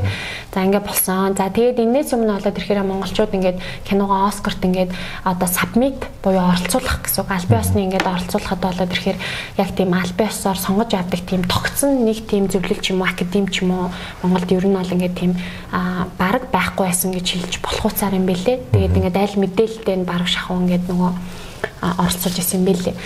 Тэнгууд одоо кино урлагийн зөвлөл маань болохоор энэ жил одоо ямар онцлогтой болсон бэ гэхээр нэг нь кино урлагийн зөвлөлтөд албан ёсны одоо Оскароос Монголоос оролцох кинонуудыг бид шалгаруулнаа. Одоо Оскарын өөрх нь тэр нөгөө нэг юу шалгуурын ч гэсэн хангасан ерөөсөө байгууллага. За тэгээд энэ байгууллага миний ойлсноор бол одоо 22 оны Оскарын өөрх нь тийм шаардлага байна л да. 22 оны 1 сарын 1-ээс 11 сарын 30-ны хооронд кино театр тухайн орон улсдаа хамгийн багадаа 7 хоног заавал ингээд тикет борлуулалт одоо яг зарагдаж ингээд гарсан байх нээлттэй хийсэн байх тийм кино байх ёстой. Тэгээ тэр бүх кинонуудыг үзсэн мэн гэж би ойлгосон. Тэгээ үзээд кино урлагийн зөвлөл өөр 11 гишүүнээс бүрддэг юм лээ. Тэгээд тэр 11 гишүүний санал хураалтаар манай эргэж ирэхгүй намар ингээд Монгол улсаа төлөөлөн Оскарын гадаад хэл дээр шилдэг кинонд оролцох эрхээ авсан. Тэгээд бид нэр оролцох эрхээ аваад одоо яг тэр Оскарын одоо яг тэр international feature гэдэг одоо тэр хэсгийг нь хариуцсан хүмүүстэй бид нар холбож өгөө бид нар тэр бүх одоо техникийн болоо тэр бүх шаардлагын дагуу материалаа бэлдүүлж киногоо оролцуулсан байгаа. Цаасны ажил ихтэй шүү дээ. Маш ихтэй. Тэр бол өөрөө тэгээд оролцуулаад яасан юу болж байгаа вэ гэхээр одоо дэлхий дээр байгаа ер нь жил болгон ер нь 100-аас 120 кино улсууд одоо киногоо явуулдаг. Тэгээ тэр улсуудаас ер нь shortlisted гээд одоо 12 сарын 21-нд shortlist зарлагддаг. Тэр нь 15 кино зарлагддаг юм билээ. Тэр shortlist-ээс одоо яг яриад байгаа нэр дэвшин буюу nominated гэж ярьж байгаа 5 кино үлддэг 5-6 кино. Тэгээд тэр киноны өөрсдөө Оскар академигийн одоо тэр шагнал гардуулах хэсэл бүх багаараа очиж оролцдог тийм юм бол тийм ээ. Тэгээ манай киноны хувьд бол одоо хамгийн ихний зүгээр тэр 100 хэдэн кино одоо энэ жил бол 197 жилүү кино оролцсон гэсэн. Тэрнэнд бол Монгол улсаа төлөөлж оролцсон. Гэхдээ тэр дундаас одоо дахиад Оскар гэдэг бол яг үндэ би одоо сая оролцоод одоо дахиад ингээд нэг мэдхгүй таа тулгарч байгаа байхгүй. За одоо тэгээ яах вэ? Одоо нэгэнт нөгөө морой сайсан хүн чинь зүгээр суухгүй шүү дээ. Яа тэгвэл би кинонд бол тодорхой хэмжээнд одоо ур сайхны хийцлэл бусад орны кинонуудыг бас би угаасаа түрүү жилийн Канн дээр ч үзсэн кинонууд байсан. Сая манай яг тэр эргэж ирэхгүй намар кино маань өөрөө Ванкувер олоосын кино фестивалд бас ингээд урлаан дэсгтэн шалгарсан. Тэгээ тэнд ч гэсэн миний үзсэн кинонууд байсан. Иранаас одоо Мароккоос нэтгэс тавьсан кинонууд бүгдийг л үзчихсэн. Тэгээд тэр донд би бол яагаад манай кино shortlist болж болохгүй гэсэн тийм итгэл найдвар надад байсан. Тийм учраас ямар нэг юм хийх ёстой юм шиг надад санагдсан. Тэгээд би одоо ер нь бол ингээд Оскар өөрөө маш их одоо ингээд Америкийн бүх юм чинь мөнгө штэ. Одоо юу нутгаа амар маш капитализм нэгэн. Тэгээд ерөөсөө Оскарыг дамжуулаад Америкийн бүх медиа ер нь хүмүүсээс маш гоё одоо юу гэдэгтэй ингээд хүмүүсийн инкреманыг нь бол хосолдог маш их мөнгө зарцуулдаг тий. Яа гэвэл тэрэнд ингээд нөгөө яг publicity ажил гэж орж ирж байгаа байхгүй. Publicist гэдэг нь тухайн киног одоо Оскарын тэр нөгөө нэг 15 дүгдэлт гээд байгаа шалгаруулдаг нь болохоор Оскар өөрөө Academy Members гээд одоо Академигийн албан ёсны гишүүд гээд 8000 гаруй гишүүд байна. Тэр 8000 гишүүний чинь 800-аас 1000 гишүүн нь яг international feature гэсэн тэр 90-100-аад кинонд саналаа өгдөг. Тэгээд тэдний полоор яадаг. Гэтэл тэр бүгдээрээ саналаа өгөхгүй ч гэж болно. Тэгвэл яг тэр хүмүүс үзээд саналын эрэхтэй хүмүүс нь болохоор бас дахиад шалгууртай мэлээ дор хаяж 25 кино үзсэн байх ёстой ч үлээ. Тэр хүмүүс нь яадаг. Тэгэхгүй огт кино үзээгүй байжснаа пол өгөөд идэггүй бас нэг тийм зохицуулт тэнд чинь байна гэсэн байгаа байхгүй. Тэгэхээр тэр хүн бол дэвсэн 100 кино үзнэ гэж байхгүй шүү дээ. Ингээд чи төсөөлдөө чи одоо чи тэр Academy Members байлаа гэж ботход хоёлаа ингээд бүх 100 кино үзнэ гэсэн тийм юм бол байхгүй шүү дээ, тэ. Тэгэхээр хин их сонсогдоод байна, хин их амжилт гаргаад байна, хин харагтаад байна. Тийм учраас publicist-тэй хийдэг ажил бол ерөөсөө тийм. Одоо Hollywood Reporter, Variety, одоо юу гэдгийг Screen Daily гэх мэтлэн одоо яг ингээд granted болсон том одоо хөлөг мэдээллийн хэрэгслүүдээр ингээд одоо критикүүдээр артиклууд ч юм уу тийм ингээд байдаг юм уу. Ер нь бол Америкийн медиа болохоор яг earn гэж ярьдаг юм лээ. Мэргэжлийн хэлээр бол хизээч paid болох магадлал. Paid нь бол бүр амар үнэтэй. Earn гэдэг нь болохоор үнэхээр одоо өөр хэлэх юм бол Оскарт ингээд оролцохоос өмнө нь гаргаж ирсэн амжилтуудаараа анхаарал бүр ингээд Оскарын уралдаан гэдэг бол бүр жилийн турш явдаг юм аа байхгүй. Ер нь бол яг үндэ одоо шинэ Tomorrow Triangle of Sadness гэх киног авч үзээ л да тийм миний энэ жилийн хамгийн дуртай кинонуудын нэг. Тэнгууд одоо жишээ нь тэр одоо найруулагч явдагт Оскар дээр Palme d'Or-ыг аваад тэгэл шуугаан эхэлж байгаа байхгүй. Parasite ч гэсэн ялаагүй Оскарын тэ Palme d'Or-ыг аваад ингээл шуугаан эхлээл ингээд тэр чинь ингээд Оскарт ингээд яхаас өмнө заавал оролцох хэвээр Оскарын өөрх нь одоо Academy Awards-ийн өөрх нь бас ингээд нөгөө нэг юу болсон гэж яддаг ш нөгөө нэг юм монголоор л юу гэдэг аттестачлан гэдэг шиг те ингээд одоо баг ингээд яасан тийм фестивалууд байна. Тэгээ тэрэнд одоо Indie Spirit Award ч гэнэ те тэр мөр нэгэ заавал оролцож оролцсон байвал одоо өшөө илүү ойрн гэдэг дагаа чинь ерөөсөө яг тэгж нэг анхаарлын төвч өртөж paid болж одоо ямар нэгэн байдлаар мөнгө өгөөд бичүүлэх гэсэн юм биш байгаа байхгүй аль хооронд ингэж санааг нь тийм тэгэж ингээд явдаг. Тэгээ маш тийм одоо том юм байдгийн билээ Оскар гэдэг бол тэгээ бидний хувьд бол ямар ч байсан өөртөө одоо ингээд өстой бор зүрхээрээ дахиад ингээд одоо хийж үзээгүй бол хизээч дараа нь манай кино сабмит болохын тийм мэдэхгүй шүү дээ. Ер нь бол ингээд тухайн уран бүтээлчийн хувьд бол ер нь найруулагч маань ч гэсэн сабмитэд болж байгаа нь буюу оролцож байгаа нь манай уран бүтээлчийн хувьд бол аюу том амжилт байсан. Монголд байж байгаа кинонуудаас шалгараад ингээд орж байгаа. Дээр нь продюсер миний хувьд бол тодорхой хэмжээнд риск гаргаад юм уу одоо тэр publicist зориулж байгаа мөнгийг бол хизээч продюсерууд зардал гэж явдаггүй investment гэж угаасаа тооцдог юм байлээ. Өөрөөр хэлбэл энэ зарцуулж байгаа юм маань буцаагаад надад ямар нэгэн байдлаар өгөөж авчирна. Өгөөж нь мөнгөн бол мөнгөн бус ямар нэгэн байдлаар надад ирэх ёстой. Дараагийн алхам руу маань чиглүүлэх ёстой гэж бодож дандаа хөрөнгө оруулалт гэж бодож мөнгөө зарцуулдаг. Маш ухаалгаар тэгж явд юм лээ. Тэгээд миний хувьд бол яг Academy Awards-ын яг Азийн гаралтай 30-аад membership-д зориулаад тэгээд 100 хэдэн хүний яг тийм special screening гол Лос Анжелест хийсэн. Тэгээд хүмүүс бол маш өндөрөөр хүлээж авсан. Тэгээ бас тэгэл ингээл юм хийгээ явж хаад ер нь айгүй гоё маш олон гоё мундаг продюсеруудтай танилцсан. Тэгээ миний тэр аялал маань сүлдээ сунжраад Нью-Йорк гэдэрт бас маш сайн уран бүтээлчтэй дараагийн төслийн тухайн яриад ингээд уулзалтууд хийгээд явсан. Тэгэхээр ер нь бол ингээд нэг кинотай болцсон байгаа. Тэр кинод чинь үнэхээр л сайн гэж бодож байгаа л яг итгэл найд одоо юу гэдэг тэр төсөлтөө одоо итгэл алдахгүйгээр ер нь бол ингээд айлхаар хүмүүс танилцуулгын төлөө сайн явах хэрэгтэй юм билээ. Зүг. Тэр нь өнгөрсөн жилийн стори таны сториныг харж байгаа яг тийм учиртай биш. Одоо л ойлгол ингээд айгүй хүн цуглуулаад ресторан хооллол тэр юм үзүүлэл те. Тийш ингээд инвеститутлийн хөрөнгө оруулалтын явуулсан биш үү? За одоо л ухаарж яана гэдэг шиг. За Оскарын процесс бол иймэрхүү байт юм би түүх нэлээд сайн ойлголттой болоо. За үүний дараагаас одоо дахиад нэг Монгол кино ч юм уу ерөнхийдөө ингээд кино хийж байхад тодорхой хэмжээгээр спонсор байгууллагууд орж ирж байгаа тийм. Тэнгүүд спонсор байгууллагууд за манай нэг ийм шингээ ийм бүтээгдэхүүн шүү дээ. Тэр дээр хэрхэн тулдаг вэ гэсэн үг бодож байна. Бас уран бүтээлчийн дээр хамаагүй юм оруулж болохгүй шүү дээ тийм.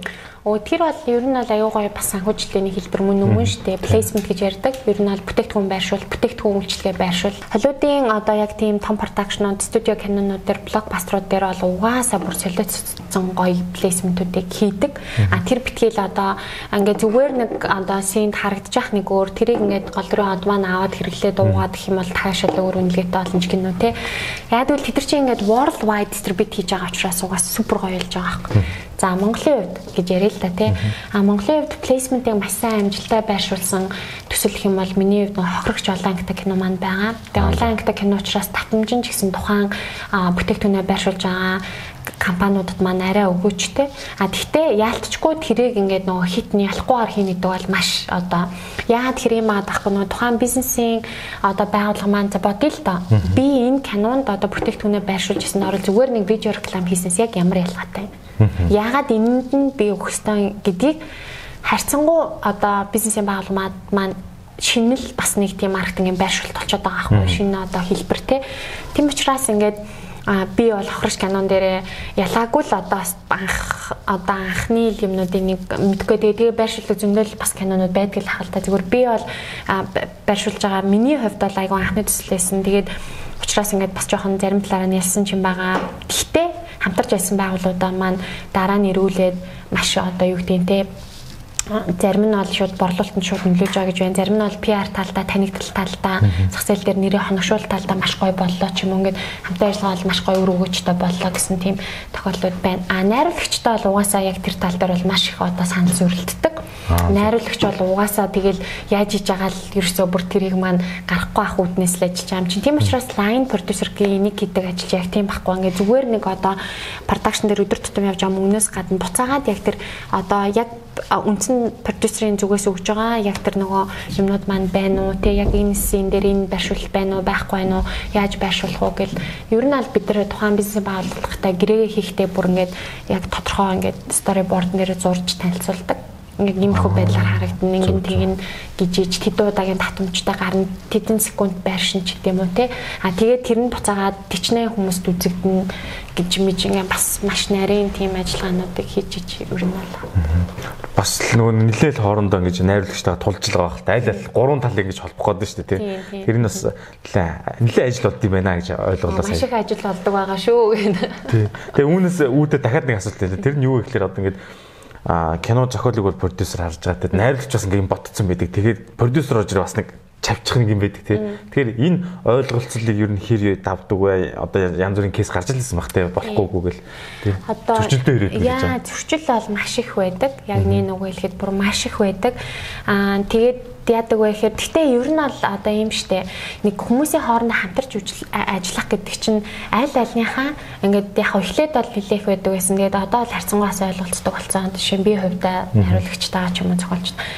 Ингээд нөө одоо юмаа яаж илэрхийлэх вэ гэдэг чинь хүртэл ингээд хамтран ажиллах байж байхгүй. Жишээ нь найруулагч хүмүүс маань, кино зохиолч хүмүүс маань маш их фантази таах хэрэгтэй байдаг. Тэгэхгүй ингээд яг бүх юмыг ингээд нэг юм онлоор сурсан structure дээр бүх emotional map-ыг гаргаж ирээлтэй сэтгэл хөдлөлийн map-ны энэ дүр нь ингэж явна. Тэгин гэл ингээд яг зураг шиг ингээд ингэж хийн гэвэл эн чинь айгу утгагүй байхгүй. Юм хөгжихгүй цаашаагаа ингээд явахгүй. Тэгэхээр яадаг вэ гэхээр тэр уран бүтээлч өөрөө маш задгаас сэтгэх хэрэгтэй. Маш сайн фантазлах хэрэгтэй. Би бол уран бүтээлч хүний миний бол хамгийн хардаг зүйл болоод ирэхээр яг хийцэн зүйлийг тэгүүлэх байсан, инүүл ингэх байсан гэх чинь бол аюу амархан штэ хийцэн юм ингээл бидний хийцэн юм дээр ярьж байгаа юм чи оргуу хоосон юм дээр яг фантазлаад тэрийг гаргаж ирэх чинь маш их ургуулсан бодох төсөөлөх тийм чадвар хэрэгтэй байгаа байхгүй. Тэгэхээр би уран бүтээлч хүний нэг номерын маш чухал одоо авиасаас гадна тэр кино зохиолчд байх хэрэгтэй чадвар бол ингээд ургуулсан бодох төсөөлөх хэрэгтэй. Дээр нь бид нар үргэлжилсэн үгийн утга зохиолын бичээгч утга зохиол дээр бол ямар төсөв ярихдаггүй те зүгээр сайхан фантастал бичээлэн те болж байгаа байхгүй. Гэтэл кино гэдэг юм чинь өөрөө anyway фантаснаас нь заавал зурагддаг нэг юм байдаг. Яг л одоо бид нар Холливуд бол магадгүй фантаз нь бүр их тусмаа гоё байдаг. Бүх юм боломжтой юм чинь техникийн хувьд ч тэр хөрөнгө санхүүгийн бидний хувьд бол тийм боломж байхгүй байдаг шүү дээ. Тэгэхээр тухайн зохиолч хүн бол яг уу айлхоор фантазаараа бичих ёстой. Продюсер айл үед нь би тэр фантазнаас жоохон доошоо дарах ёстой гэдэг аюу сайн бодох ёстой. Тэгээд кино зохиолын дөнгөж нэгдэх драфт гарч байхад бол одоо зохиолын ч драфт ш зүгээр ингээд үйл явдлын дараа л бүр харилцан арайч хамгийн сүүл бичигдэж байгаа хэсэг. Тэгээд харилцан арайг бол тусдаа бичдэг одоо зохиол хөгжүүлэлтэн дээр бол тусдаа бичдэг хүмүүс зөндөө байна штэ. Ер нь бол тий. Тэгэхээр зохиол хөгжүүлэлт гэдэг чинь зохиол болохоос өмнө тэгэл одоо үйл явдлын дараалал дөрүүдийн хөгжүүлэлттэй тэгээ тэр үйл явдлын өсөлт зөрчлүүд энтрийг гаргаж ирээ плотуудыг яг бичиж яхад ер нь бол бусад салбарын хүмүүстэй ч гэсэн нэлээд бид нар ярилцдаг боломжийнхаа хэрээр ярилцсан санаа оноог нь сонсдог те заримдаа зүгээр бидний гаргасан маа тритмент буюу одоо үйл явдлын дараа л хэр одоо хүмүүст очиж гин бидний хэлэх гээд байгаа тэр нөгөө нэг мессеж ч юм уу эсвэл твистед ч юм уу одоо эргэлтүүд ч юм уу яг хэр очиж зогч ин ч гэдэм үү гэдэг мэдгээ одоо тандах үднэс ч гэдэг юм уу ер нь бол айгүй ингээд басан фантастал байх хэрэгтэй. Тиймүүд одоо би анх продюсераар ингээд кино зохиол хөгжүүлэлтэн дээр орж ирэхдээ би ч одоо бүр юу ингээл тас тус гээл ингээд хийчих чадахгүй гэж болохгүй энэ чинь яа гэдэг ингэж аюух тэгдэг байсан. Ер нь л одоо тэр нь маш одоо хамтарч ажиллахад хүндрэлтэй тий одоо ингээд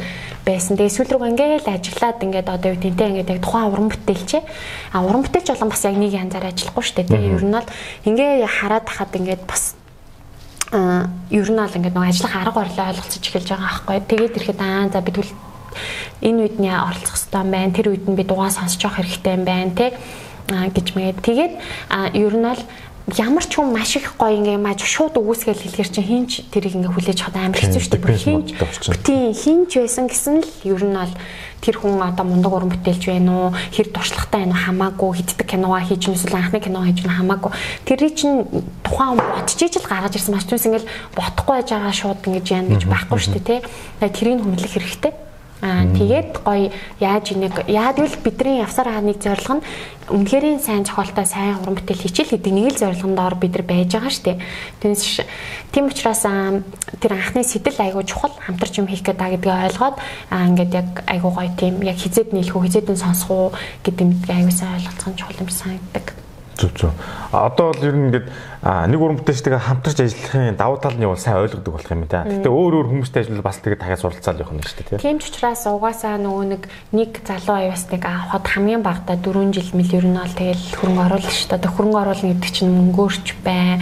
Тэр үнтэй зүгээр кофе уун, ярилцсан, тэр хүний дотоод хүнийг эхлээд ойлгох хэрэгтэй.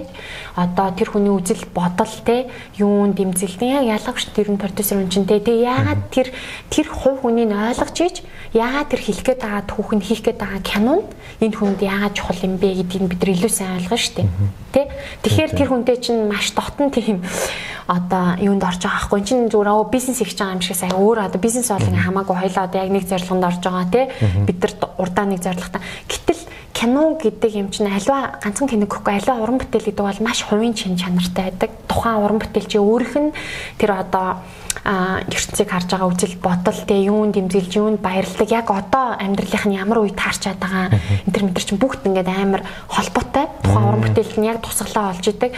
Тийм учраас яагаад гадны фестивалууд дээр найруулагчийг шүтээд идэв бид нар кинонд ялангуяа яагаад найруулагч яриад жүжигчнээс илүү найруулагчийг ярьдаг штеп. Холливуудын кинон дээр бол жүжигчин найруулагчтай энэ зэрэгцэж яригддаг. Дэлхийн синемад бол мэргэжлийн бас жүжиг зөндөө байна. Тэнд тэгээд найруулагчийг алдаршуулдаг. Яагаад тэгээд бид нар найруулагчийн тухайн нэг туртаа найруулагчийн тухай ярихтаа бид нар яагаад нэгэн киногаар нь ярьдаггүй юм.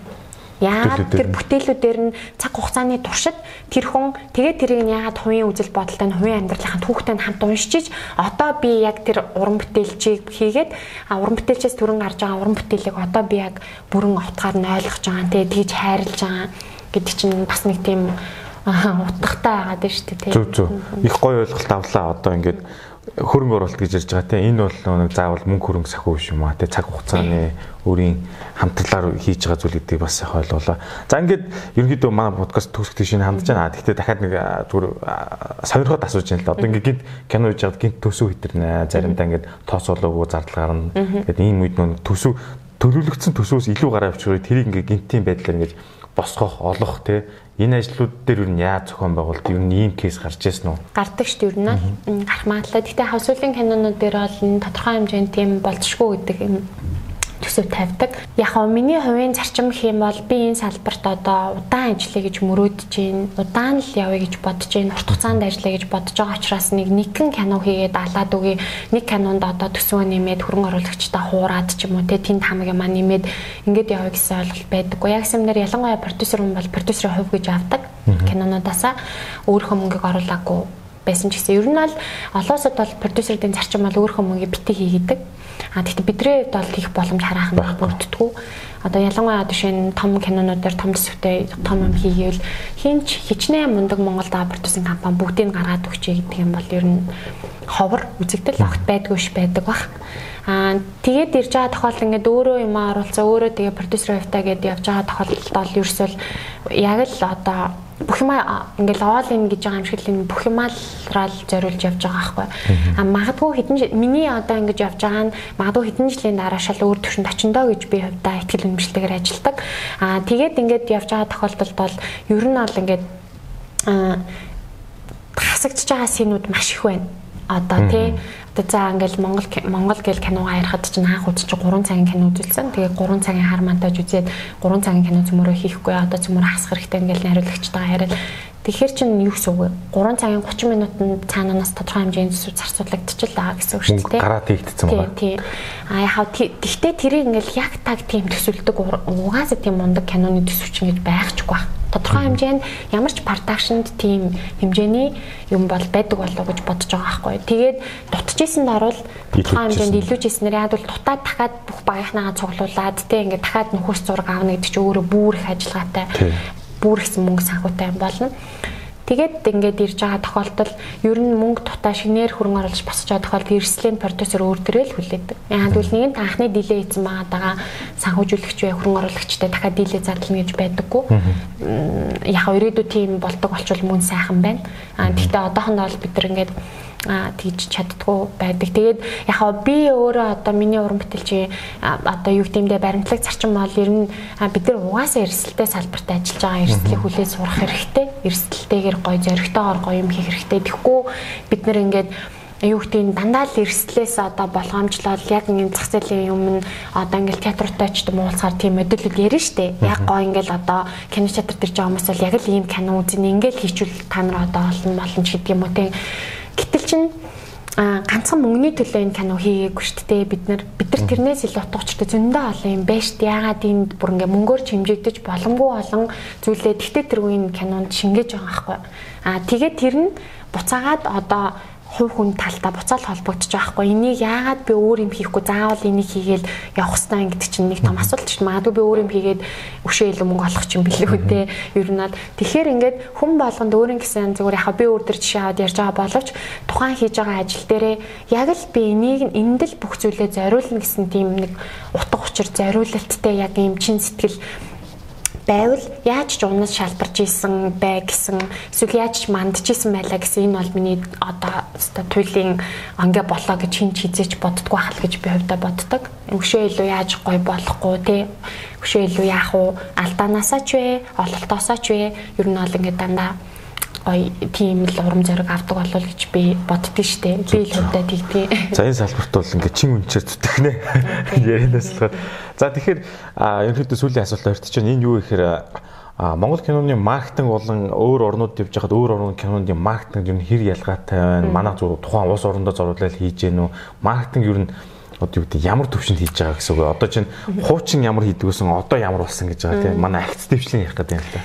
Ахаж төвшлийн хувьд бол би харцангуй одоо яа тэгэл үзэгчдийн зан төлөв өөрөө маш их өөрчлөгдөж учраас хийгээд байгаа тэр үзэгчтэй мэдээлэл өргөх ч юм уу тэр зүйл нь бас ингээл өөрчлөгдөхгүй л болохгүй шүү дээ тий бид нэр гэхдээ би нэг амар мундаг одоо хідэн кино ичээд манай киноны маркетинг амар сайн мэн гэж би хэлж мэдэхгүй зүгээр оверолоор нь ингээд бүгднгээр нь ингээд харж хахад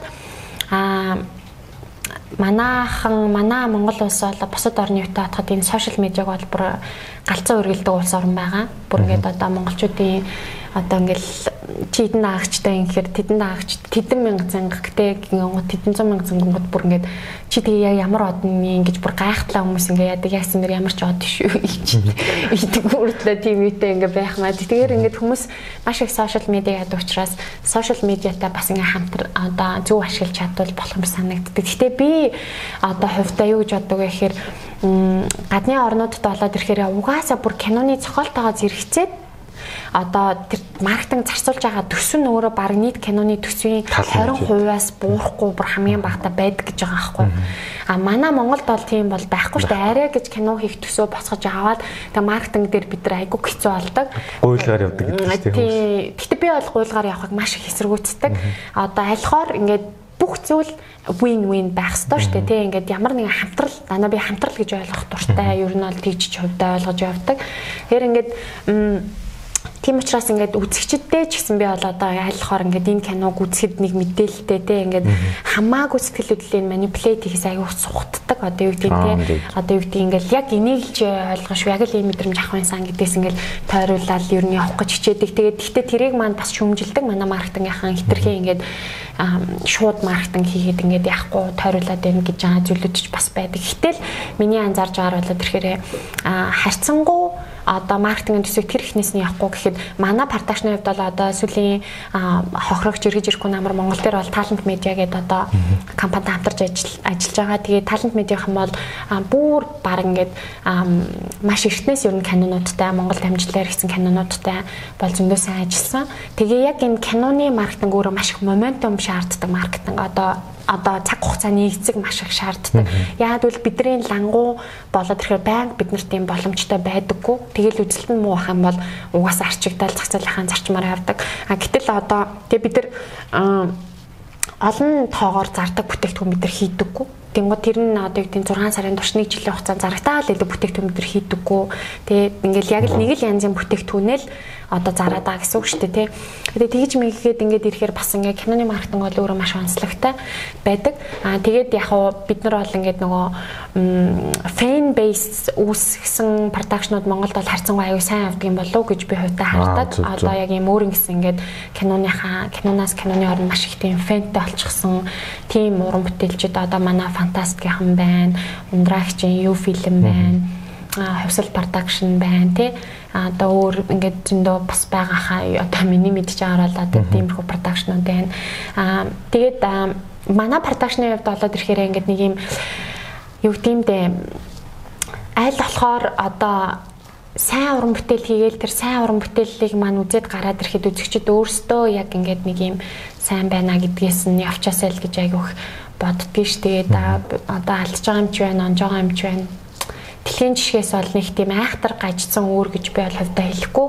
Харин ч дэлхийн жишгээс бид нар цаг хугацаа хийгээд мөнгө санхүүгийн хувьд хамаагүй бага одоо боломжийн дотор бид нар чадлынхаа араар сайн дэлчинж байгаа л гэж би хувьдаа боддог. Зүг. За их гоё хариуллаа. Тэгээд яг энэ фэн ньюс гэдэг нэг одоо оновчтой юм шиг санагдаж байна л та гэж ойлголоо.